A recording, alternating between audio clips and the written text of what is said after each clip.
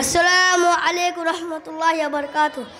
अल्हम्दुलिल्लाहि रब्बिल आलमीन वस्सलातु वस्सलामु अला रसूलिल करीम अम्मा बाद अऊज़ु बिल्लाहि मिनश शैतानिर रजीम बिस्मिल्लाहिर रहमानिर रहीम कुल अल्लाहु अहद अल्लाहुस समद लम यलिद व लम यूलद व लम यकुल लहू कुफुवन अहद।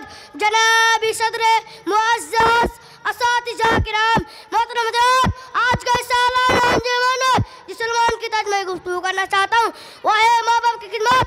हमारे सल्लल्लाहु अलैहि वसल्लम ने फरमाया है, माँ बाप को खुश रखो, उनकी खिदमत करो, उनकी बातों मानो, जो काम करने का खुशी खुशी से करो, उनसे लड़ाई झगड़ा ना करो, उनसे वो नरमी से बात करो, उनसे गुस्सा ना करो, किसी बात पर जिद ना करो।